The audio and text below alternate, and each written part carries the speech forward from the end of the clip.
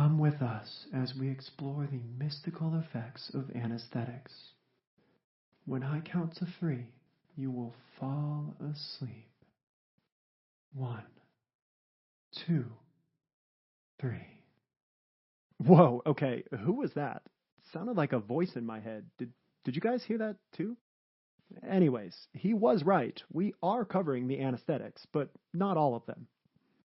You see, we've got a lot of drugs in our arsenal to use for anesthesia, but none of them can achieve all of the effects that we'd like unconsciousness, amnesia, analgesia, autonomic reflex inhibition, and skeletal muscle relaxation. So we have to use combinations of various medications, including both IV and inhaled anesthetics.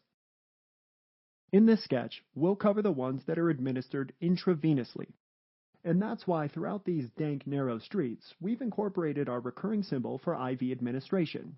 That climbing IV.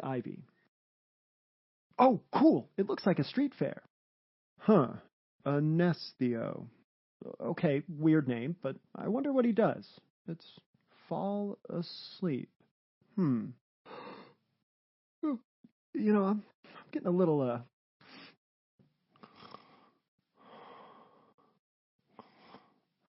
Thanks for letting me touch your hair, John Stamos. What? Oh, where am I? That sign is really hypnotizing. Knocked me out like an embryology lecture. Okay, so general anesthesia has 3 phases: induction, maintenance, and emergence or recovery. IV anesthetics are most commonly used to achieve the rapid induction of anesthesia, so think of this great big introducing sign.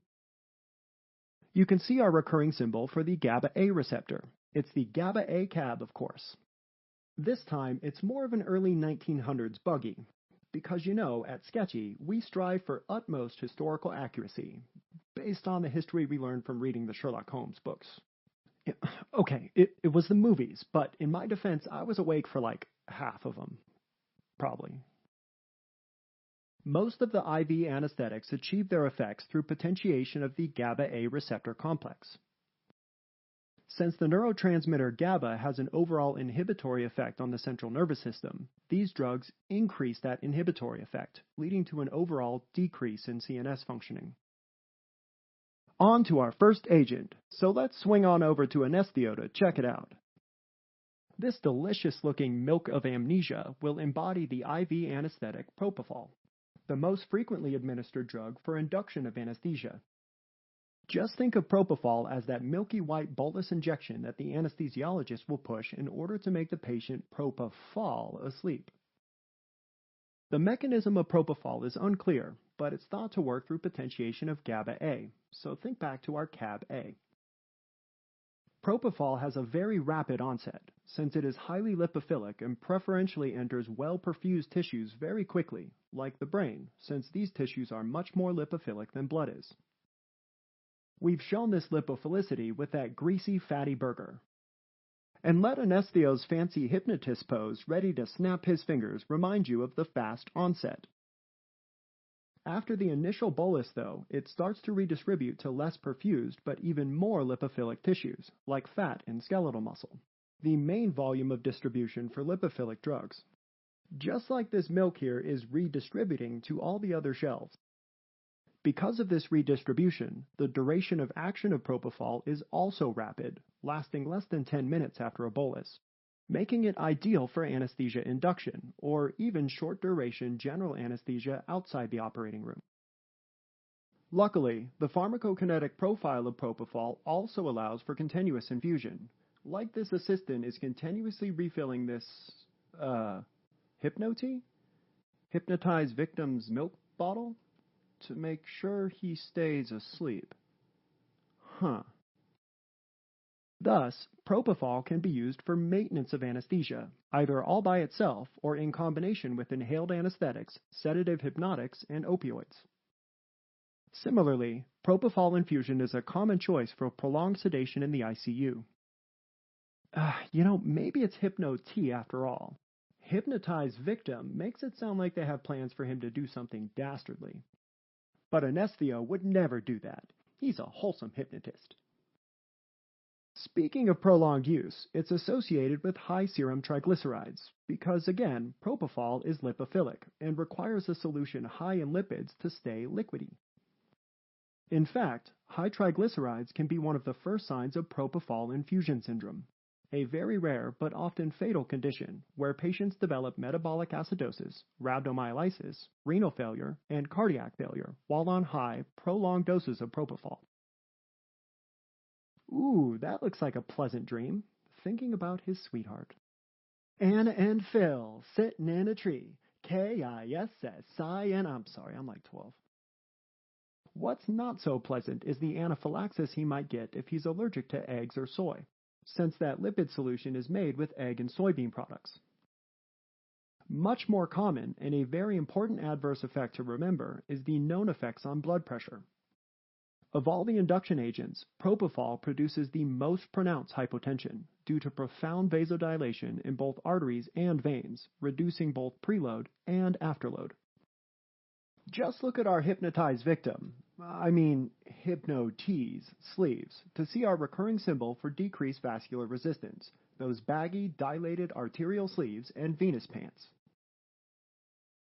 Propofol does not have analgesic effects. In fact, it can cause pain or a burning sensation on injection, hence the pain lines where the assistant is poking him. Lastly, propofol causes significant respiratory depression, symbolized by these collapsed lung balloons. And with that, it's time to introduce our next IV anesthetic, etomidate. Let the fancy Tom out on a date represent the IV anesthetic etomidate, an alternative to propofol for the rapid induction of anesthesia, which you can remember with the big word introducing on the sign as with propofol. And since etomidate appears to act through the potentiation of GABA-A again, remember that GABA-A cab in the back. Like propofol, etomidate has no analgesic effect. Tom is aware of this, as he's just tried to look cool with a fancy cane trick and instead stabbed himself in the foot. Well played, Tom. Thankfully, his date seems quick with the reflexes and is stabilizing him, just like one distinct feature of etomidate is its ability to preserve cardiovascular stability after bolus injection, causing minimal changes to blood pressure, heart rate, and cardiac output. This makes etomidate the top choice for induction of anesthesia in patients with compromised hemodynamics or myocardial contractility. In other words, etomidate is hemodynamically neutral. Another important feature is that it inhibits the synthesis of cortisol, leading to adrenocortical suppression. This makes etomidate inappropriate for use in septic shock or for prolonged sedation, hence the falling adrenal-shaped purse. The next IV anesthetic is ketamine, symbolized by our kettle corn stand. Don't look directly into the kettle corn kettle, though. It'll mess with your head. Ketamine is presumed to inhibit the NMDA receptor complex, demonstrated by the lack of desserts, inhibiting any fairgoers from, increasing their blood sugar? I don't know, that got away from me. Note that this mechanism is different than the other IV anesthetics, who work through that GABA-A cab, but we are still talking about induction. Hey, get a hold of yourself. What did I tell you about looking directly into the kettle? Didn't you hear me the first time? Oh, you forgot. Well, maybe you just ate too much of it.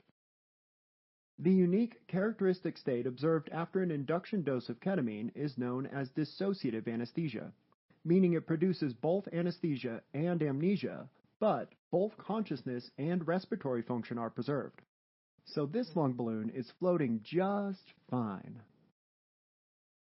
At lower doses, this dissociation can be euphoric to the patient, hence ketamine's illegal use as a recreational drug called Special K. Unlike propofol and etomidate, ketamine does have strong analgesic properties, and when combined with its other properties, makes it very useful for conscious sedation for shorter procedures outside the OR. Just calm down, okay? It's gonna be fine. I'm not freaking out. You're not freaking out. Nobody's freaking out! We're probably just feeling some of the unpleasant reactions that occur when emerging from a ketamine-induced dissociative state, like vivid, colorful dreams and hallucinations that can be visual, auditory, or even tactile. Not surprisingly, this can be quite disturbing to the patient. Instead of cardiovascular depression like most of the anesthetics, ketamine can produce significant increases in blood pressure, heart rate, and cardiac output, so we've elevated this heart watch popping out of this guy's pocket. Gives a whole new meaning to losing time, doesn't it? The increased cardiovascular activity is mediated through catecholamine release, so we brought in some catfish. The release of catecholamines also produces bronchodilation, making this a useful sedative in cases of bronchospasm and in patients that can't tolerate hypotension, like polytrauma patients. Yeah, fried catfish and kettle corn, it's definitely a thing, right? I mean, I'm sure it's great. Benzodiazepines, such as midazolam and lorazepam, are also used in the perioperative period. What? Wait a minute, is that? Oh, it is! It's the same Ben's Diner from our benzodiazepine sketch. Wow, it's been here since the early 1900s, huh? Still serving that same old water, I bet. Rife with cholera for that authentic turn-of-the-century taste. Jon Snow best get on that, and I'm not talking about the Night's Watch guy. If you look closely at the water pump outside, you'll notice the uncomfortable resemblance to a scope heading down a bowel. That's because many diagnostic and minor procedures, such as colonoscopy, can be performed without general anesthesia using sedation-based anesthetic techniques. IV benzodiazepines, for example, can be used to induce a state of conscious sedation when the patient is able to maintain a patent airway and even follow commands during the procedure. Check out our Ben's Diner sketch for an in-depth discussion of the sedating and anticonvulsant properties of benzodiazepines. Upstairs, I'd like to introduce you to our last agent used for the induction of general anesthesia, the barbiturates. I want to say last but not least, but they really are least, because barbiturates have been largely replaced as induction agents by propofol, which is why we have them last. Nevertheless, our barber is open for business, embodying the barbiturates like thiopental. Back at our barbiturate barbershop sketch, we called thiopental the old quick shave. That's because it's an ultra-short-acting barbiturate used for induction during rapid sequence intubation. Thiopental is highly lipid-soluble, so it immediately enters the CNS to take effect. Not only is it quick to act, however, its duration of action is pretty quick too, only about 5 to 10 minutes. Be sure to check out our barbershop sketch for more info. And that's where we'll end this sketch. Let's review. Propofol is used for the induction of anesthesia and is thought to decrease CNS functioning through GABA-A receptor complex potentiation. Propofol has a rapid onset and offset due to its lipophilic nature, with its duration lasting less than 10 minutes. As an infusion, however, it can be used for maintenance of anesthesia or even prolonged sedation in the ICU. Adverse effects include profound vascular dilation leading to significant hypotension, respiratory depression, high serum triglycerides, and anaphylaxis due to egg and soy products. The next IV anesthetic we covered was etomidate, which is used for anesthesia induction and also works through GABA-A potentiation. One of the most important features of etomidate is that it's hemodynamically neutral, or preserves cardiovascular stability, making it an excellent choice for patients with already compromised hemodynamics. However, it can be associated with adrenocortical suppression. Then we moved on to ketamine, which is also used for anesthesia induction, but instead works through inhibition of the NMDA receptor.